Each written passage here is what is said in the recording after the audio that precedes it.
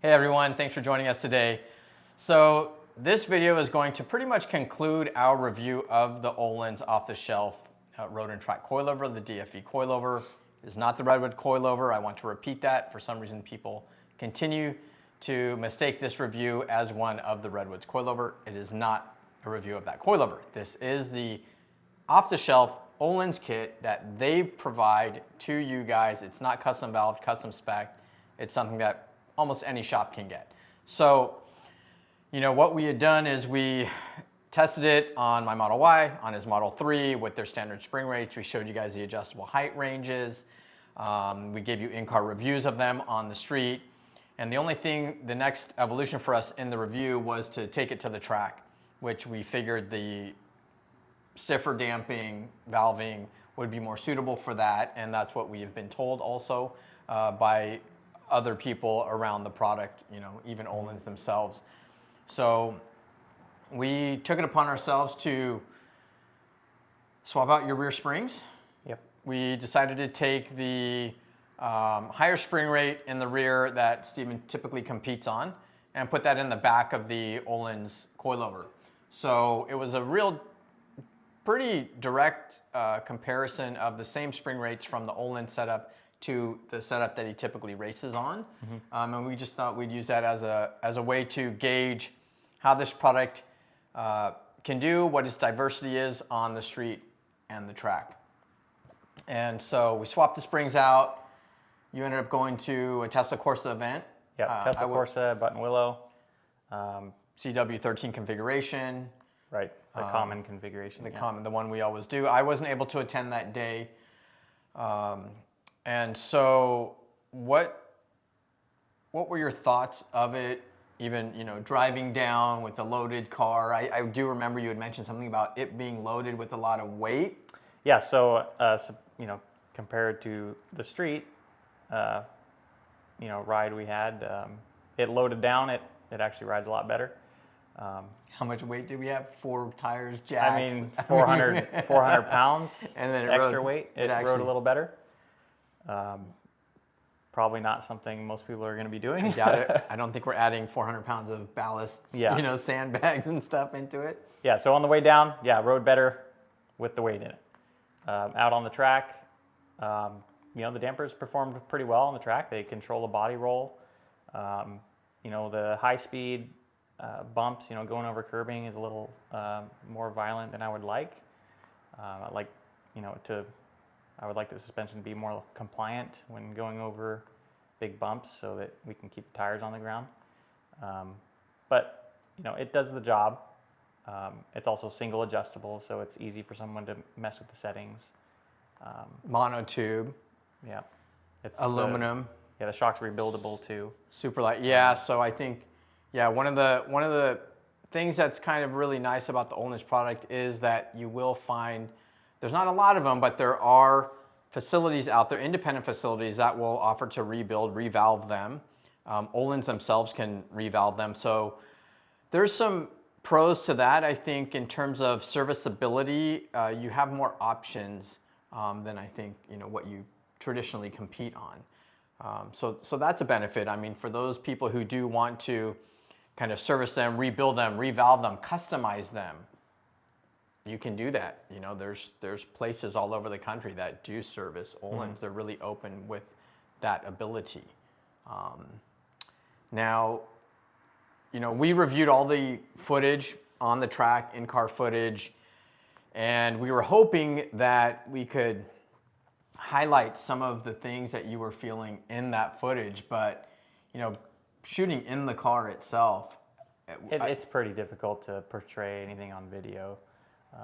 You kind of have to be in the driver's seat to feel the subtle change or differences between different dampers. So. And we even took footage of him on his other setup on the track, and we overlaid them, tried to see if that allowed us to illustrate what he was feeling, the pros and the cons of the Öhlins setup, and even that didn't work out. I mean, that's why it took us so long to release this video, because we kept trying to review footage to really give you guys a way to make it more tangible. Right. And we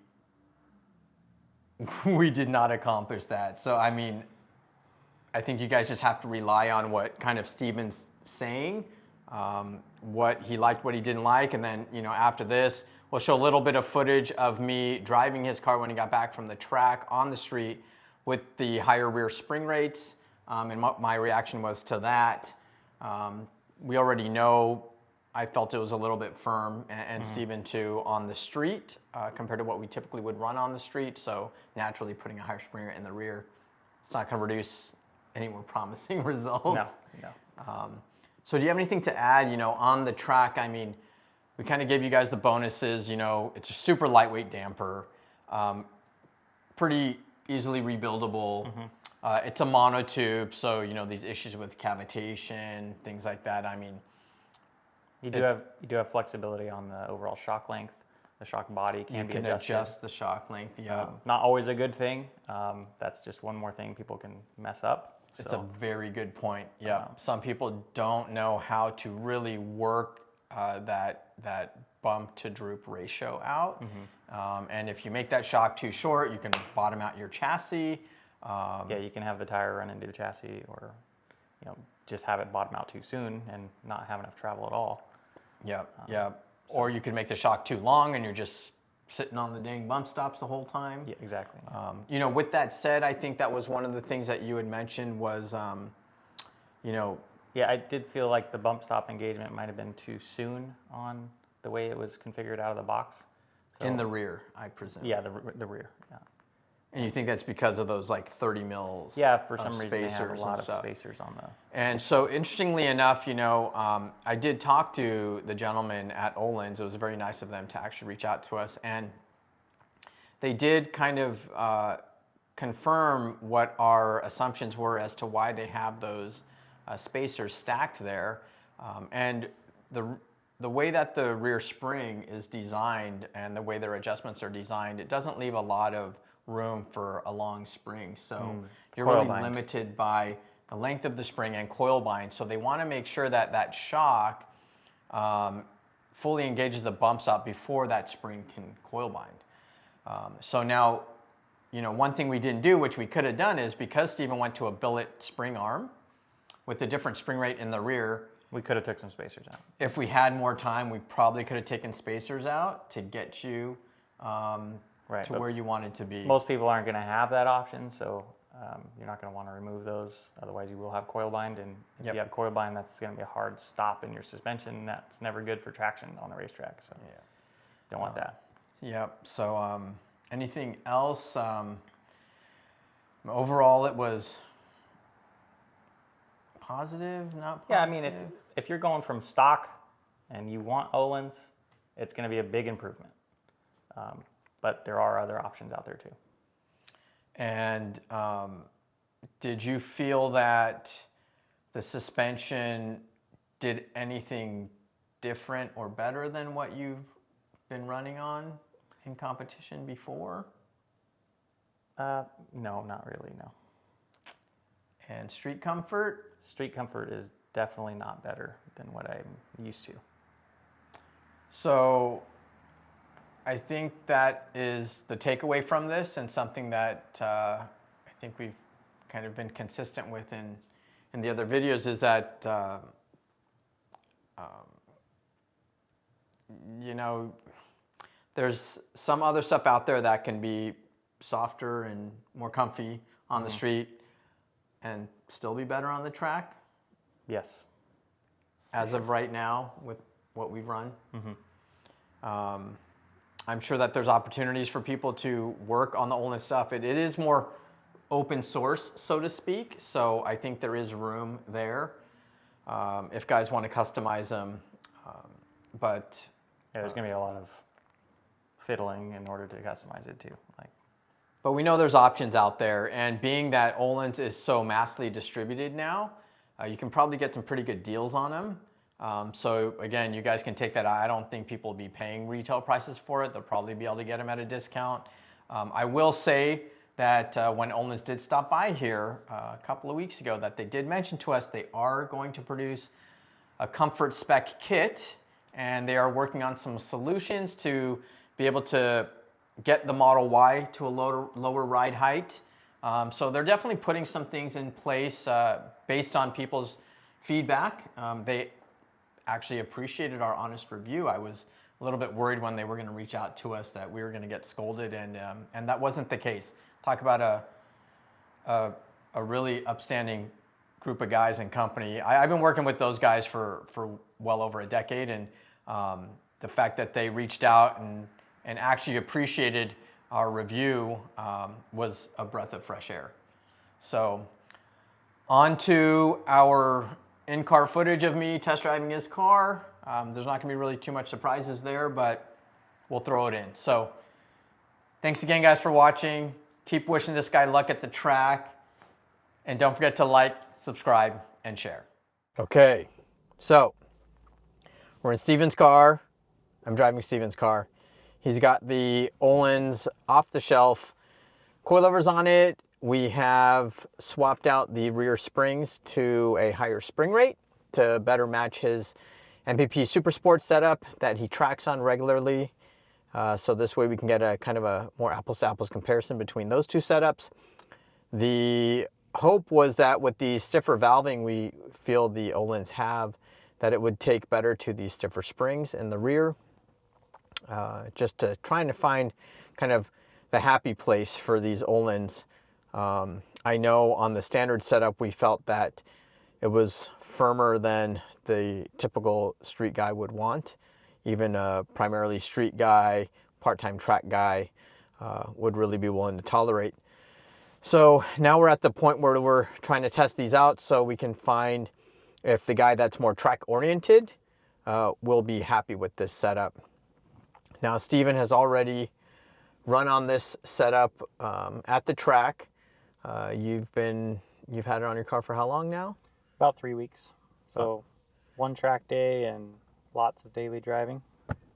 Yep, lots of daily. So you had the standard spring rates on the car for probably like 2 weeks? It's probably even split, right? Yeah, it was about half the time. I had the so swap springs right before I went to the track. Yeah. Okay. And so that was Tesla Corsa 28 actually, I believe. So I hadn't got a chance. I did not get a chance to drive this car with this new spring rate in the rear. The Öhlins has an 11K spring rate in the front by default and a 12K in the rear by default. That is a good percentage higher than the MPP Sport setup, which I have on my Model 3. That's where Steven started out tracking. And then... Yeah, I started out on the MPP Sport setup, and then, you know, once I moved to a stickier tire and got faster, I moved to their Super Sport spring kit. Yeah, so that spring kit just retrofits onto the existing sports dampers. You will need to buy their billet rear spring arm in order to adapt that kind of straight spring to it. It's not like a barrel, not even a barrel, but a tapered spring. It won't work. So what we did as an easy fix to compare this was we just took his whole billet spring arm along with MPP rear spring and threw that onto here. I think that the Öhlins and MPP Super Sport front spring is nearly identical. It might be off by like 1 kg per millimeter. And the rear springs are exactly identical now. So let's go hit the street and see how this thing drives.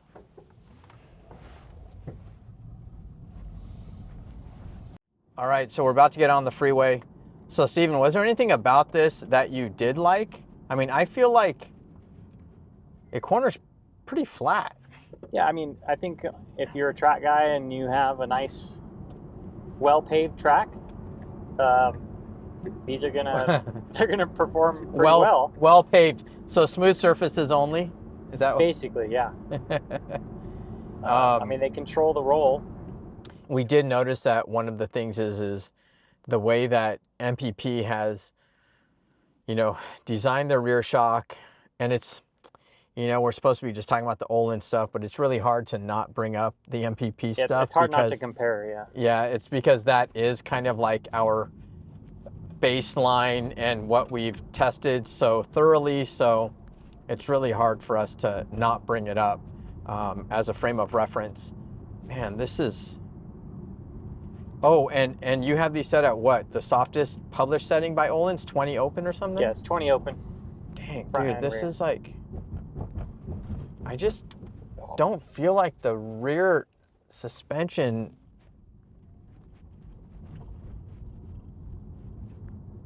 I don't know what it is, but it just doesn't take, you know, ridges and sharp impacts as well. Like This area like doesn't this. feel good at all. Yeah. That's why I wanted to take this road too. And you can even hear it, you know? At least we can. I do think like these, I don't know what is different about these shocks over the MPP, like the construction, but I feel like more road noise actually translates into the chassis with these. I'm not really sure what, you know, is different there that would cause that, but You know, it's funny on my... it could be that they're an aluminum body and, you know, the MPP is a stainless steel body. It could be. It could also be the softness. So like when I set my dampers really soft, it gets quieter. When I set it stiffer, you can hear the tires almost kind of like, Well, yeah, you know. but we're on the soft setting now. For Öhlins, Yeah. which is just never soft enough. Right. Maybe is what. Yeah, this is and you know, my biggest complaint is the rear dampers. The back of the car is quite firm. There's a little dip right here. So the rolling dips, it takes well. I don't even notice them, but it's any type of a sharp impact.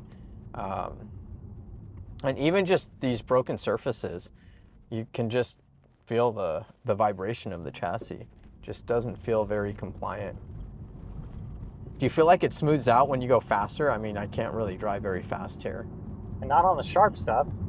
Oh, really? So even at the track, and like curbing, did you feel like you would hit a curb and it would upset the chassis? It upsets the car, yeah. Oh, okay. Which is what I was worried about in the first place. So did you ever get nervous? No, I mean, they keep the car pretty well planted. I mean, it's definitely an improvement over stock. I mean, it's much more stable. It's really just those hard impacts that it doesn't take well. I'm trying to go over these. I mean, this is like so loud. Oh, and also Steven's on his street tires, so he's actually on a kind of an oversized all season. It's a 245/40/19. Yeah, I think you're at factory tire pressures probably. 44 probably right now. Okay, yeah, with the heat. Yeah, 42, 43 hot, warm. Taking more right turns. Okay, this is where we get to go over our favorite construction area on our main road. They're putting in a new John Deere facility and they had to, oh, man. Yeah, those kind of rolling little dips seem good. Okay, so they have dug up our street, repaved it, just kind of patched things up, had to run pipes under this main road of ours. And this is a great place to test things out. All right, whoa. Man, that is like so much firmer, even firmer than my Tanes. So, and you didn't think this was really much any better of a ride than the standard setup, which is I think 2 kg per millimeter softer in the rear? I couldn't tell a difference. Okay. This is why, you know, when you ask the question of asking if I liked anything about them, it's really hard to answer that because of how much we've tested other things that are better. All right, well, Okay, I'm gonna do the driveway test. Oh my God. That wasn't cool. Actually was worried that we were going to hit the jack points.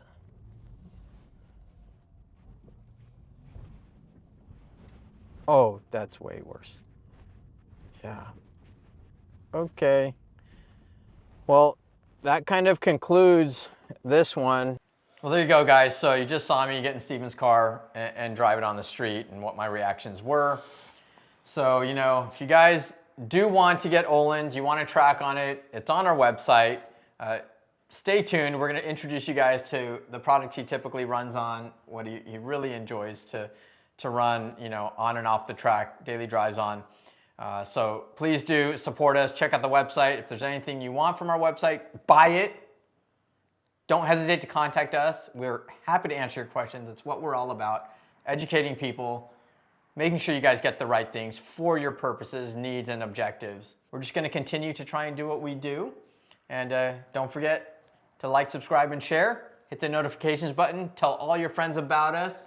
We're going to keep banging these videos out and enjoying your company.